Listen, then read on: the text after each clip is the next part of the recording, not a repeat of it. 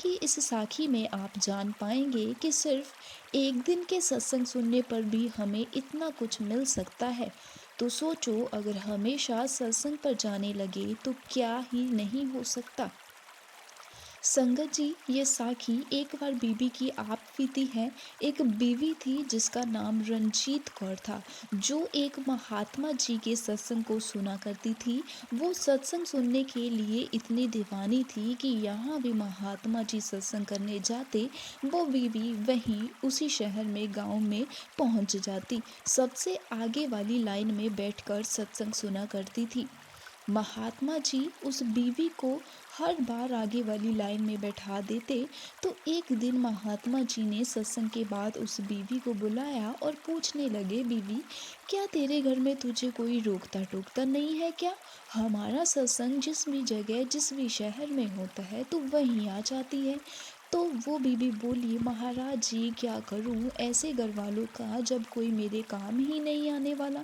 महात्मा जी ने हैरान होकर पूछा, क्यों, क्या हुआ? क्या तेरे घर वाले या तेरा पति तुझे तंग करता है, मारता है? तो बीवी बोलती है, नहीं महाराज जी, मेरे पति मेरे बच्चे सब बहुत ही अच्छे हैं। मेरे घर किसी चीज़ की कोई भी कमी नहीं है। बड़ा घर है, नौकर है, गाड़ी है, सब है।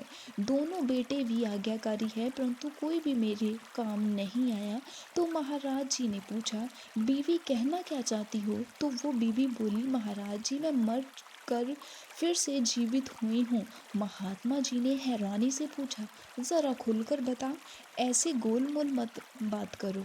तो बीवी बोली, महाराज जी मेरे घर धन की कोई कमी नहीं, इसलिए मैं अक्सर ही अपने घर के बाहर गरीब लोगों को लंगर खिलाया करती थी। कपड़े और अन्य ज़रूरत के सामान गरीब लोगों में बांटा करती थी। परंतु मैं कभी भी किसी सत्संग में नहीं गई थी। बस एक दिन मेरी एक बहुत ही करीबी सहेली मुझे ज़बरदस्ती सत्संग ले गई थी, जहाँ मैंने लगभग 15 से 20 मिनट सत्संग सुना था और फिर मैं घर लौट आई। फिर एक दिन सुबह सुबह मेरे सीने में तेज दर्द हुआ और मेरी मृत्यु हो गई। यमदूत मुझे घसीट कर ले जा रहे थे। मैं बहुत ही ज़्यादा चिल्ला रही थी, चीख रही थी, लेकिन मेरे घर वालों में से किसी ने भी मेरी मदद न की।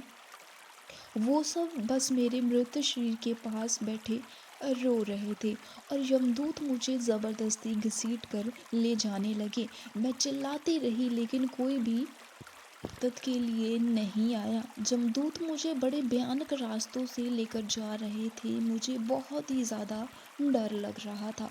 रास्ते इतने भयानक थे कि मैं बयान नहीं कर सकती। फिर आगे चलकर एक बहुत ही भयानक नदी आई, जो कि इतनी ज़्यादा भयानक थी, किसी नर्क से कम नहीं लग रही थी।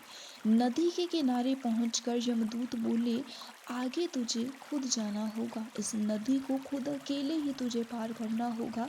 मैं गिड़गिड़ाने लगी, मुझे इस नदी में मत धकेलो, मुझे छोड़ दो। परंतु उन्होंने मेरी कोई भी फरियाद न सुनी और उन्होंने मुझे नदी में धक्का दे दिया। जैसे ही मुझे धक्का दिया, मैं नदी में गिरने लगी। तभी सफ़ेद कपड़ों में एक देवता जैसा दिखने वाला महापुरुष आया और उन्होंने मुझे अपने कंधों पर बिठा लिया और मुझे वो भयानक नदी पार करवा दी। फिर मैंने उस महापुरुष से पूछा कि आप कौन हो? तो वह बोले, मैं तेरे एक दिन के सत्संग सुनने का फल हूँ। फिर मैंने उस महापुरुष से पूछा कि मैंने अपने जीवन में इतने दान किए, इतने गरीब लोगों की मदद की, उसका मुझे कोई भी फल नहीं मिलेगा? तो वो महापुरुष कहने लगे, दान का फल धरती लोक पर ही मिलता है। वो चाहे इस जन्म में मिले या फिर अगले जन्म में, यहाँ पर ये सब नहीं चलता। और दान का फल तो हर किसी को मिलता भी नहीं है। सात संगत जी ग्रंथि में भी लिखा है, अगर दान करके किसी एक को भी बोल दो मैंने ये दान किया है, वो दान किया, या फिर दान करते समय किसी चीज़ को पाने की इच्छा से दान किया जाए, तो ऐसा दान व्यर्थ है, उसका फल कभी भी नहीं मिलता। आजकल तो लोग दान करते हैं और पत्थर पर अपना नाम गुदवा देते हैं।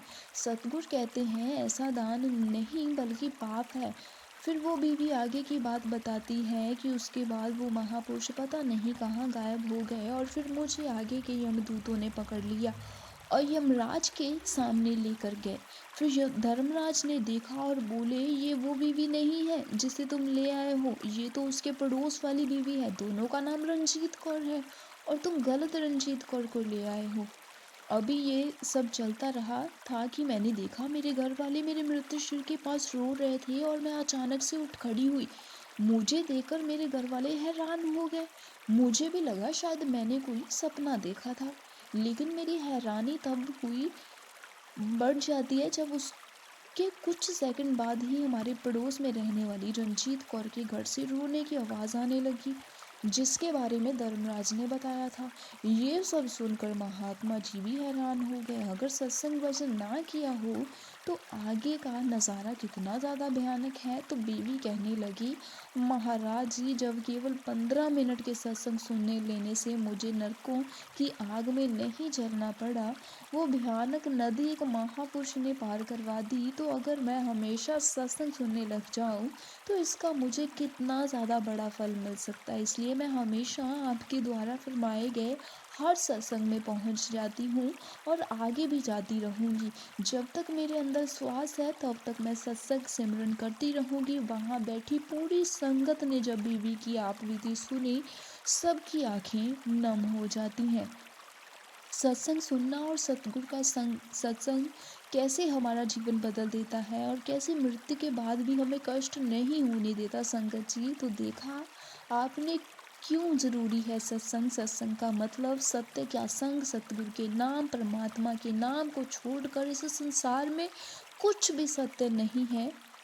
और सत्य को जानने पहचानने के लिए ही सत्संग ज़रूरी है। इसी के साथ ही आपसे विदा लेती हूँ। अगर साखी अच्छी लगी तो लाइक शेयर ज़रूर कीजिएगा और इस चैनल को भी सब्सक्राइब कर लीजिए।